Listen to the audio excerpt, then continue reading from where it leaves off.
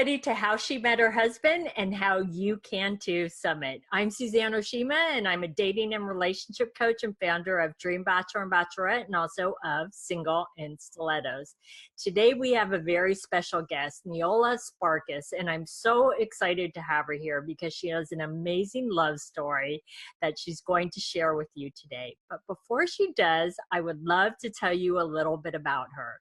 So Neola Sparkus is a licensed spiritual practitioner, speaker, and teacher who has lived her life learning to create miracles. She discovered that healing your shadow or your blind spot makes you more powerful in every area of your life.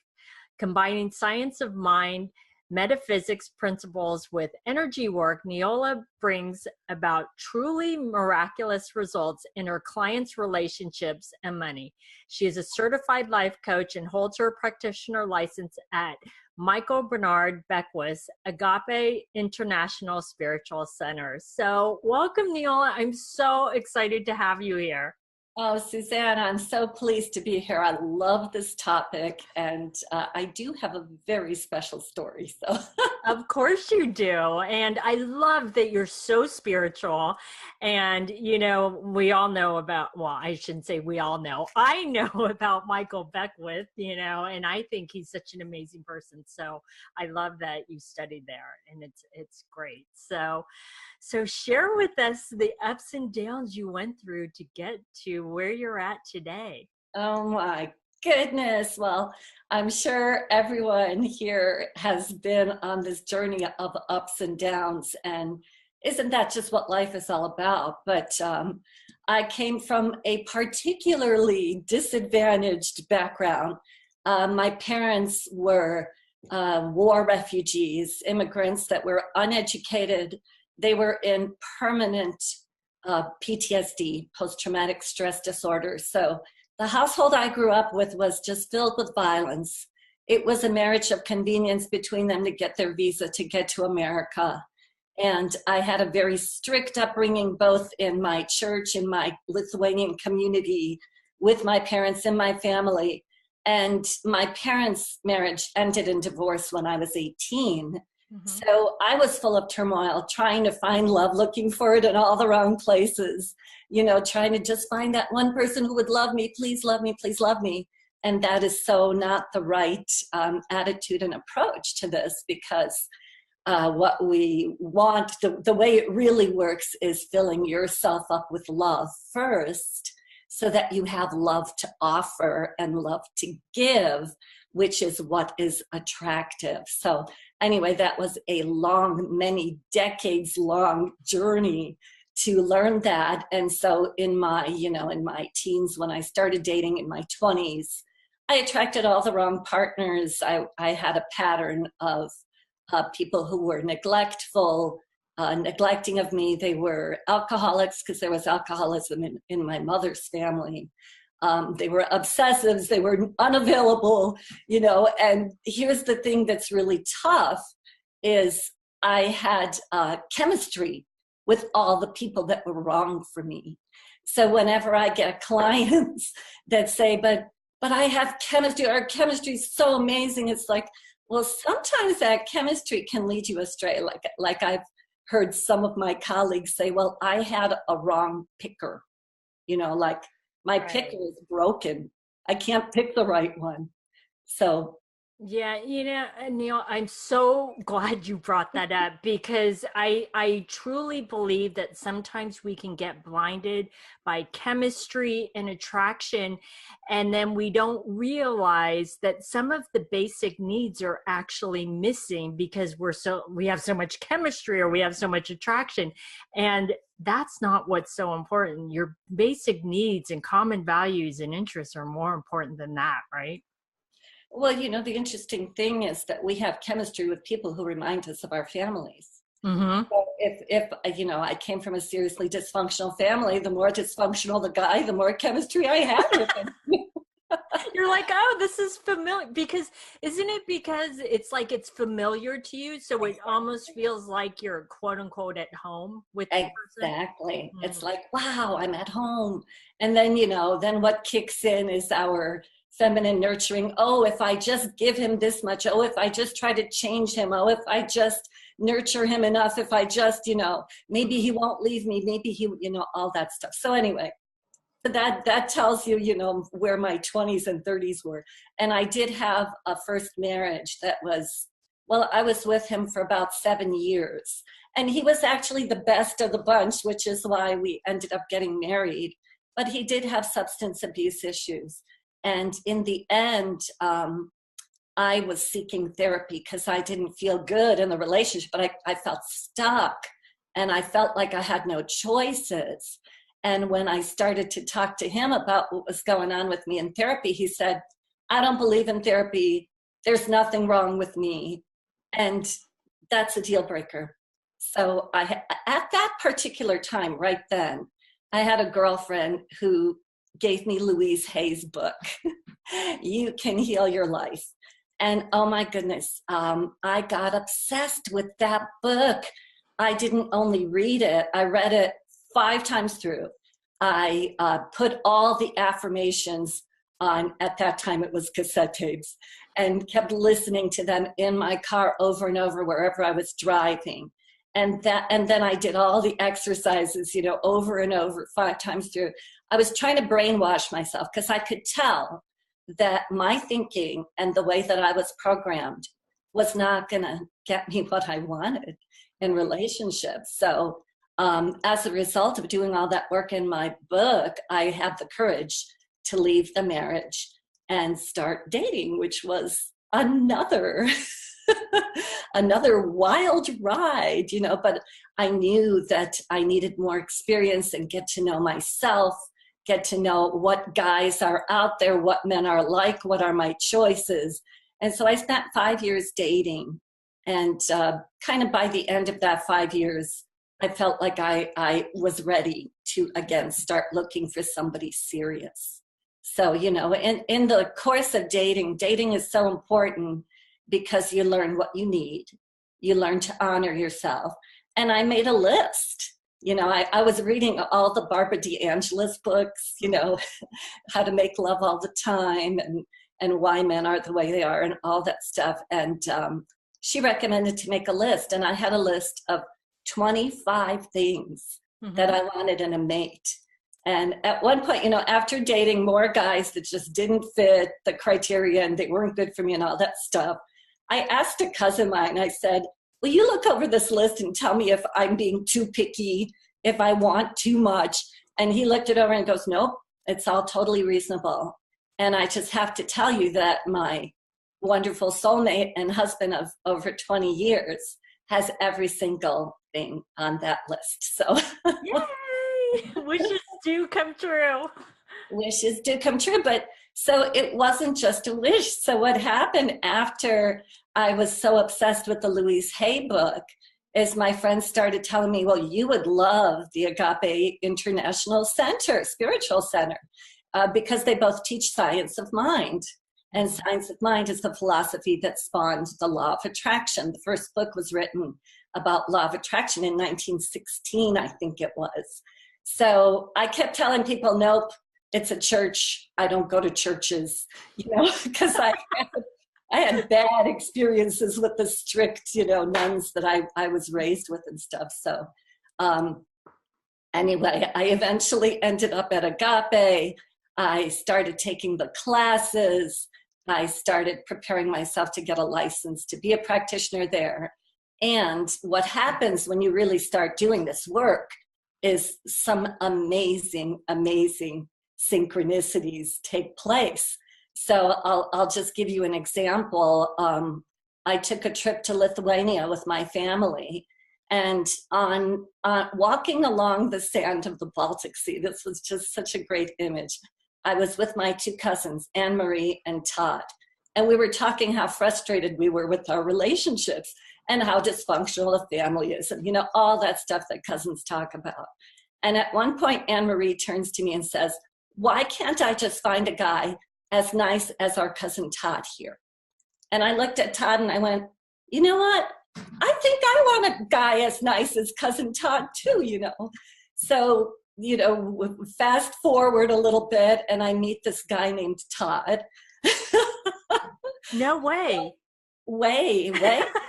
And his last name was really similar to my cousin's last name too. And he was the healthiest relationship that I'd ever had. And so every relationship gets better, better, better, better. But the thing that I didn't put into my science of mind, law of attraction formula, as I kept practicing, doing my affirmations, praying for my soulmate.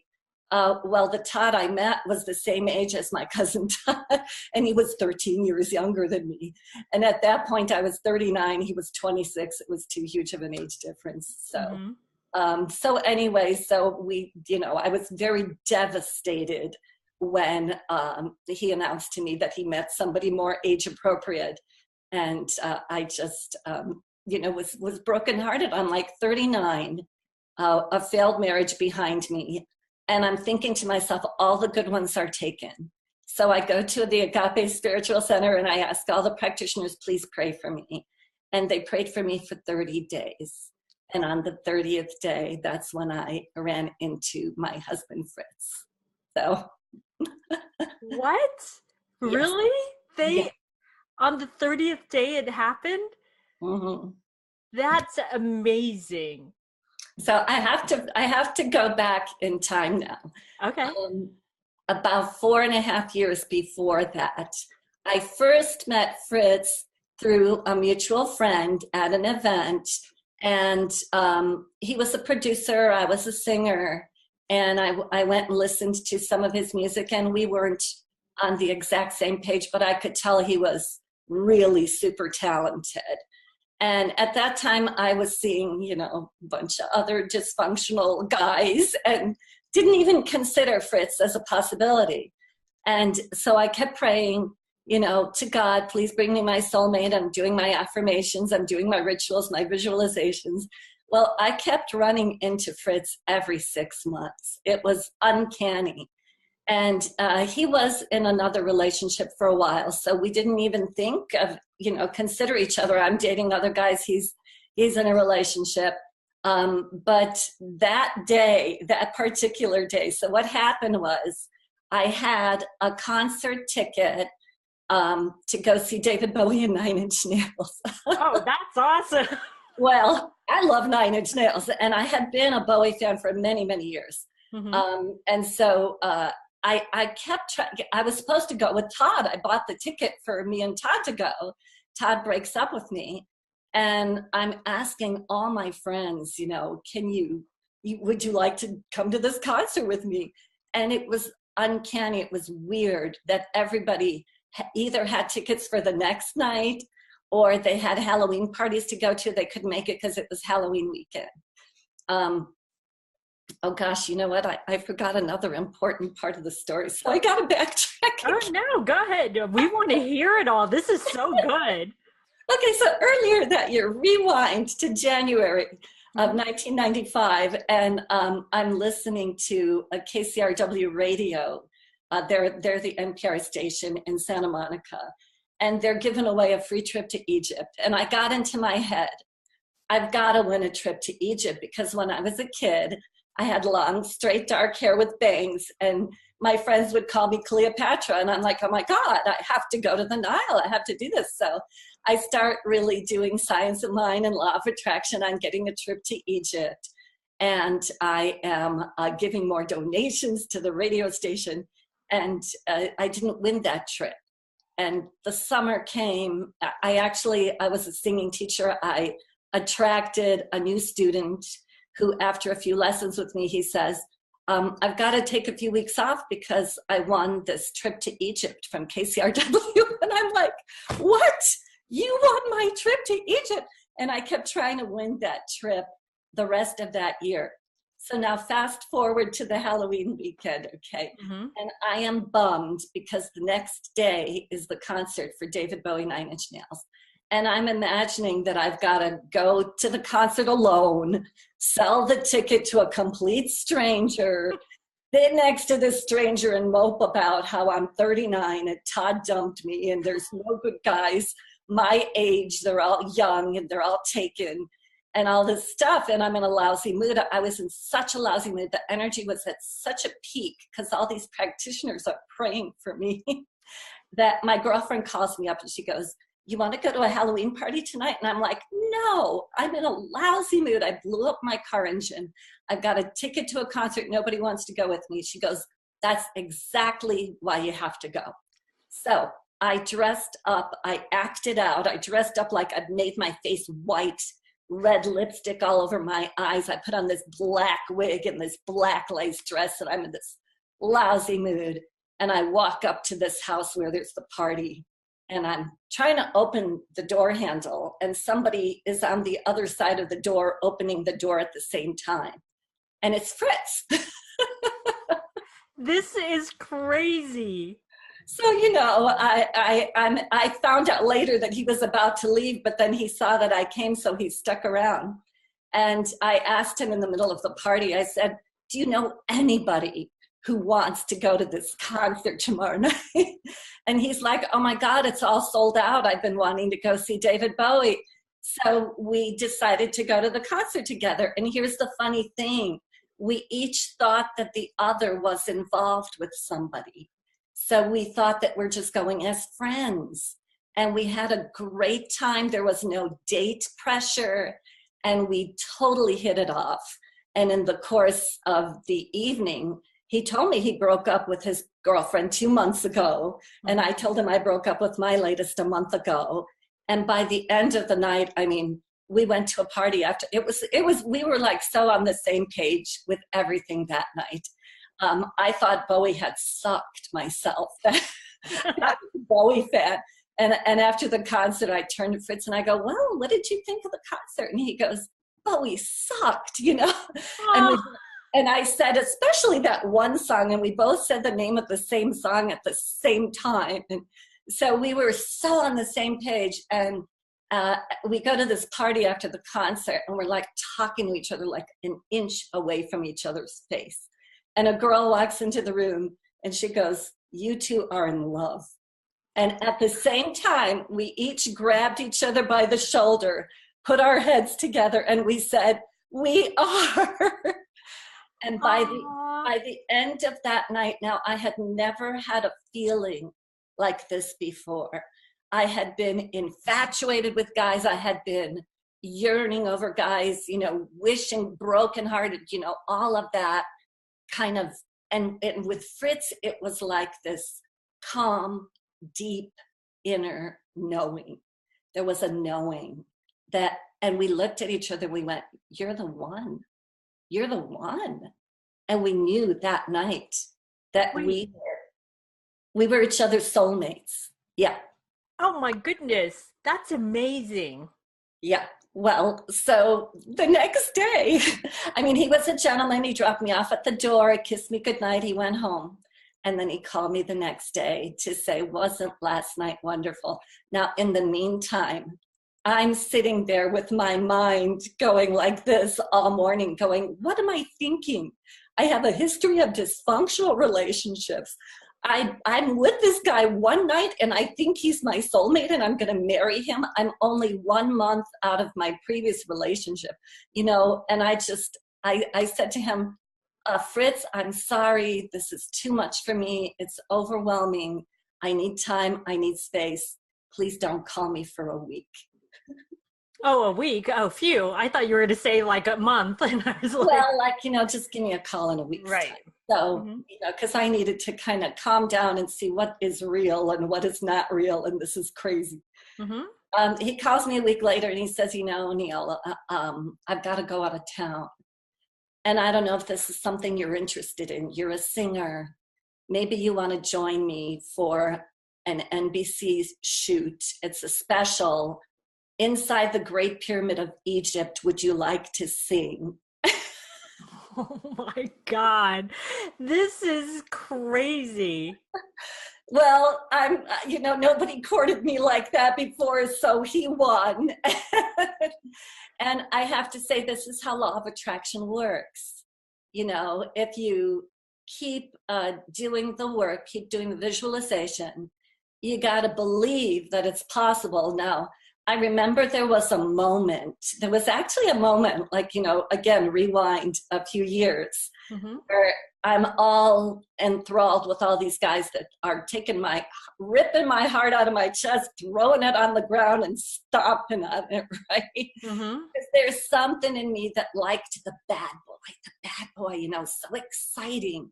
And the excitement is what's the chemistry, right? It's like, I heard another expert, a love expert once say, if you're feeling that excitement and that chemistry, it could be warning danger. You know, it's like that adrenaline rush thing. So I remember walking down the street and seeing a number of couples that seemed very wholesome and healthy and madly in love. And I just started looking at them and going, you know what? That's what I want. And it's possible for me. I think up until that time, I didn't think it would be possible for me. I was all enmeshed in the drama. And my, you know, my family of origin was dramatic. My parents were violent, screaming, yelling, hitting. And I was looking for that drama. And I came to a point where I saw the wholesome, healthy couples, and I went, you know what? That's what I want. And that's when things started turning around. That's when I attracted the good, healthy relationship with Todd and all of that. So that's what it takes. You have to believe that it could happen for you. And then, you know, do the work. Oh my goodness, this was the most amazing story. And you know what it reminds me of? And I'm sure you've read this book, is The Secret about the manifestation, the visualization, right? Right. You're talking about The Secret, right?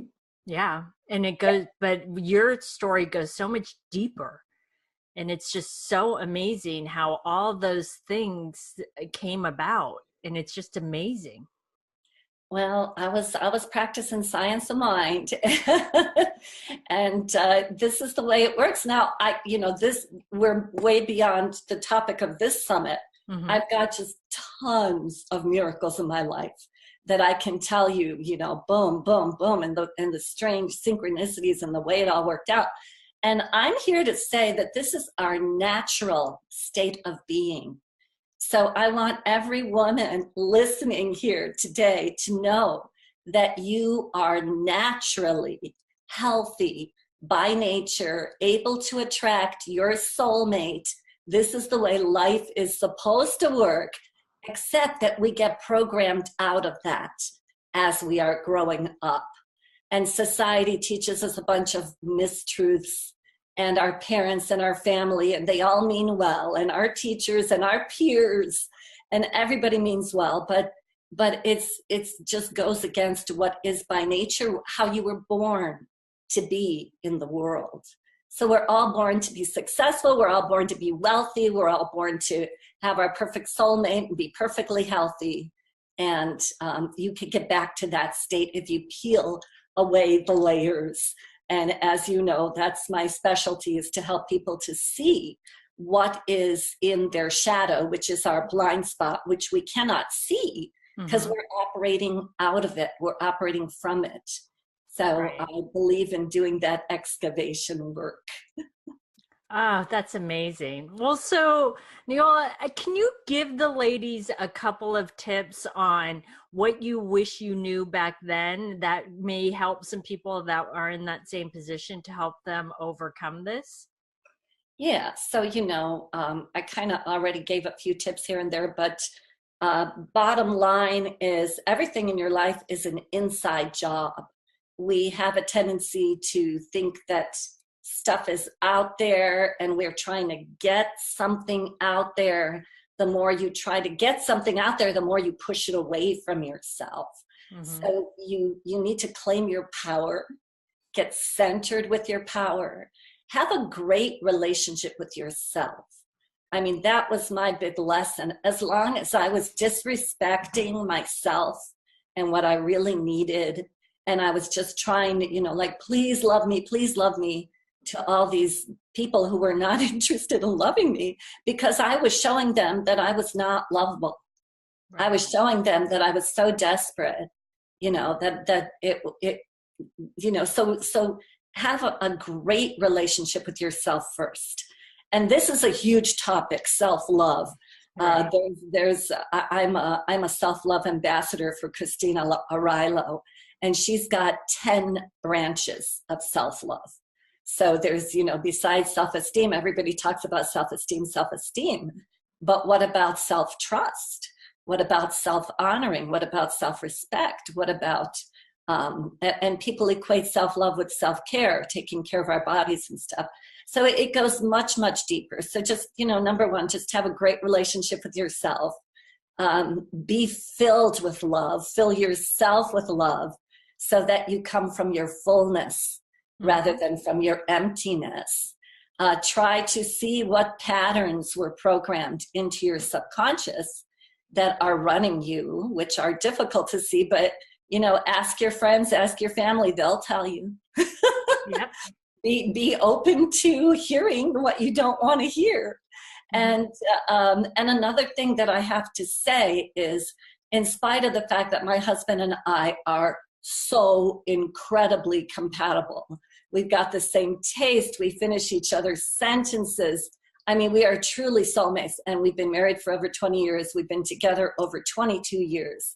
In spite of this, life has challenges, things come at you. We were near divorce 3 times, and we had to work it through because he's still a man and I'm a woman, and there's differences between the genders, and sometimes I get very masculine and it competes with his masculinity. And, you know, so there's still stuff to work on. So for sure, always be working on your inner stuff. And then the other thing is have a spiritual practice, because spiritual practice helps us to open up to hear our inner guidance. We were created to have a guidance coming from us from within.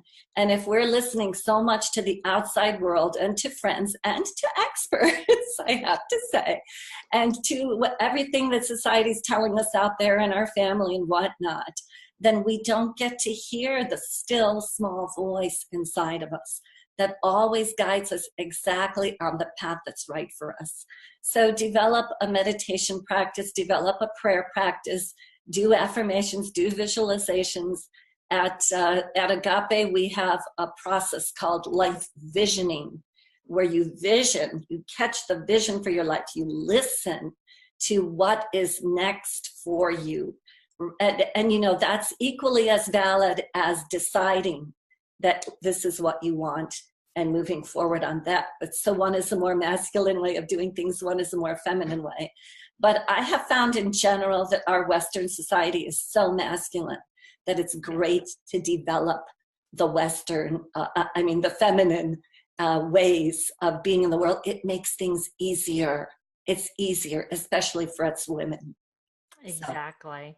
Oh my goodness, you just shared with us a wealth of information. And Neil, I have to thank you too for sharing a part of your marriage and the trials and tribulations that people still go through even after they get married, because I think people have this false sense. I mean, we like to think, oh, once you get married, everything's great. And I always tell people that's when the real work begins, because it actually gets hard. Because like you said, you were on the brink of divorce and you had to work through those things.